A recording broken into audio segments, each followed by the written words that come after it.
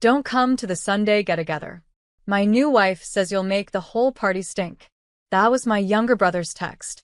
I wish I could say it shocked me, but honestly, it didn't. What did sting was watching the notification light up with little red hearts from my mother, my father, even my aunt. They weren't horrified. They liked it. Hi, everyone. My name is Clara Rowan. I'm 27 years old, and apparently my family thinks I smell bad enough to ruin a party. I stared at the message for a full minute, thumb hovering over my phone. My first instinct was to defend myself, to call my brother, to demand an explanation. But then, the calmer part of me, the part they taught to know her place, simply replied, "Understood." And then I set the phone down. Because deep down, I already knew, no matter what I did, I'd never be their version of enough. Not polished enough. Not obedient enough. Not the kind of woman who married into money like my brother did. That night, I sat at my desk in my quiet apartment, the one I'd bought with my own savings, and looked at the framed photo of my parents smiling at my brother's wedding. I wasn't in it. They thought they'd humiliated me. They thought I'd disappear, cry, or beg. But what they didn't know is that my office, the one they'd all forgotten I owned, was about to become the stage for their greatest shock yet. The same office my brother was scheduled to visit the next morning with his brand new wife. And I was ready. Sunday morning arrived like any other, but I dressed with precision. A tailored navy suit, soft cream blouse, gold earrings. Calm. Composed. Unbothered. At exactly 10:15 a.m., the elevator doors opened in my building's marble lobby. My assistant, Jamie, texted, "They're here." I smiled. Perfect timing. My brother, Ethan, walked in first, hand in hand with his new wife, Sabrina. She looked every bit the picture of smug luxury. Diamond earrings, a sharp perfume that entered before she did, and a tone that could slice glass. But when her eyes landed on me behind the glass wall of my corner office, she stopped mid-step. You work here?" she stammered. I stood, closing my laptop with deliberate calm. "No, Sabrina. I don't work here. I own this place." Ethan blinked like he'd misheard. "Wait, what?" "Welcome to Rowan Strategies, your new corporate PR firm," I said, extending my hand. "I believe your company, Sabrina Luxe Interiors, signed a 3-year brand management contract with us last quarter." Jamie appeared beside me with a clipboard. "Would you like coffee, Ms. Rowan?" Sabrina's face drained of color. Ethan's smirk vanished. "I thought your sister was in marketing," he muttered. "Close," I replied smoothly. "I run a national PR agency. Your wife's company is one of my smaller clients." Sabrina's jaw tightened. "You should have told me." Ethan turned red. "You told me she didn't have a career." I smiled faintly, gesturing toward the conference room. "Shall we begin the meeting? We're billing by the hour." That was the moment she screamed, not out of anger, but from realization. Because for the first time, she saw exactly who she'd insulted. Sabrina's voice echoed through the glass. "You can't be serious. You're her client." Her assistant froze, mid-note, unsure whether to apologize or vanish. My staff tried not to react, but I caught the subtle smiles. They'd all seen the text I'd received the night before. It had become the silent fuel for today's victory. I took my seat at the head of the table, the same one where major clients once tried to dismiss me for being too young. Now, the same authority that once intimidated me sat comfortably on my shoulders. Ethan fumbled to recover. "Clara, we didn't mean—" "Don't," I interrupted softly. "Let's keep this professional." He fell silent immediately. That was new. I turned my attention to Sabrina, who sat stiffly, arms crossed, pride cracking like thin glass. "Your brand's recent backlash over unpaid vendors is trending online," I began. "Our job is to clean that up. Efficiently." Her eyes widened. "You knew about that?" "Of course," I said calmly. "It's my job to know what's hidden beneath polished surfaces." The irony hung thick in the air. For every time my mother told me to know my place, for every family dinner I wasn't invited to, this moment restored something deeper than revenge. Dignity. When the meeting ended, Sabrina didn't make eye contact. Ethan hesitated at the door. Clara, are you coming to dinner tonight? I met his gaze. I wasn't invited, remember? And before he could respond, I added, but maybe next time you'll text the client before mocking her in the group chat. His face drained of color as the door closed behind them. That evening, I returned home to silence, the kind that felt earned. My phone buzzed nonstop, though. Missed calls from Ethan, 2 half-hearted "hey sis" texts, and a long message from Mom. Your brother says there's been a misunderstanding. You know how his wife is, emotional, not malicious. Please come to dinner tonight. It's family. Family. The same word they'd used when they excluded me, when they laughed at me. Still, curiosity won. I decided to go, not for reconciliation, but to see how quickly people rewrite history when they realize you're powerful. At exactly 7:45, I arrived at my parents' house.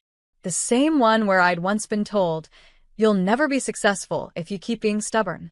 Sabrina opened the door, her smile too wide to be sincere. Clara, so glad you could make it. Her voice trembled slightly. I could almost hear the unspoken panic. We need her now. Dinner was awkward from the first bite. Dad tried to act casual. So, business is good, huh?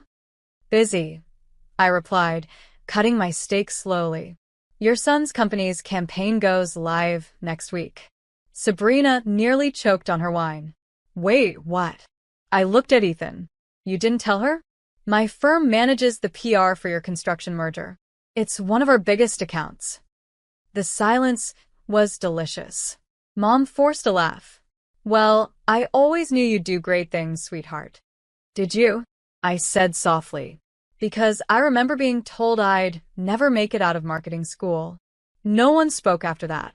The same family that once mocked me now sat frozen at my table, or rather, mine now, since I was the one they'd all indirectly depended on.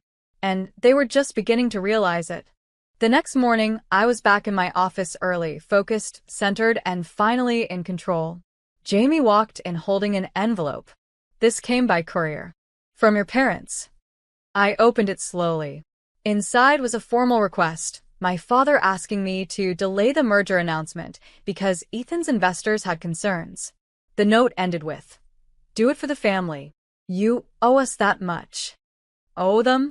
I stared at the paper until my hands trembled, not with anger, but with an old, familiar ache. The same one from years of being belittled, dismissed, and replaced by better children. Jamie spoke carefully. Do you want me to forward this to legal? I nodded.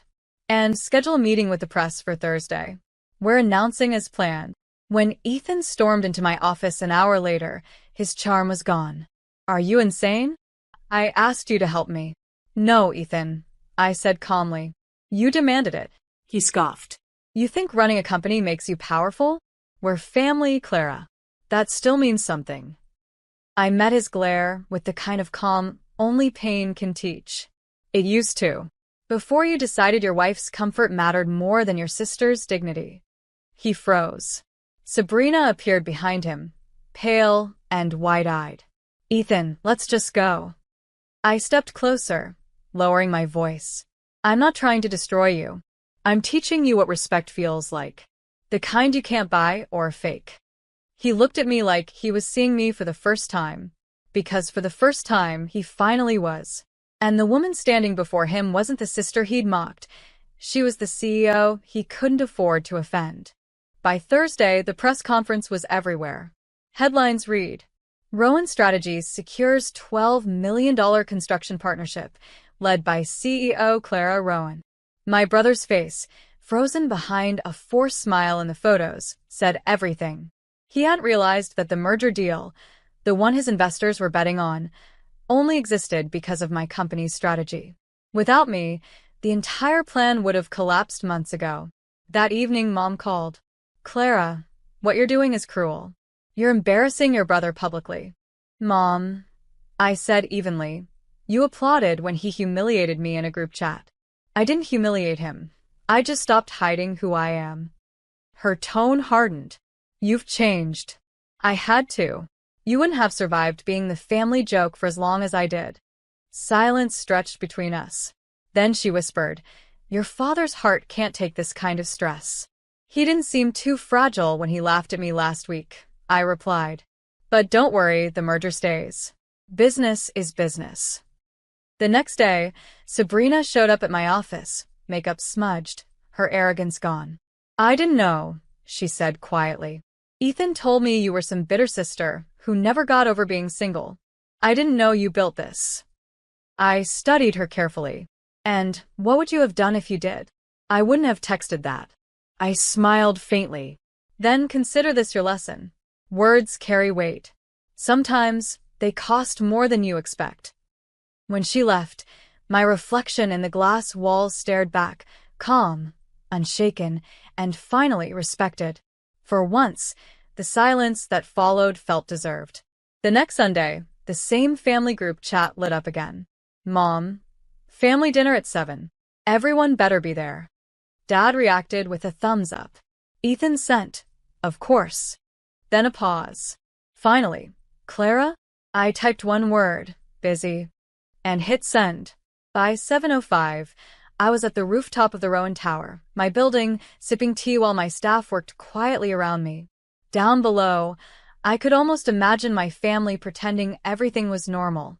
At 7:48, Jamie approached with a smirk. "You'll want to see this." She handed me her tablet, a live post from a local journalist.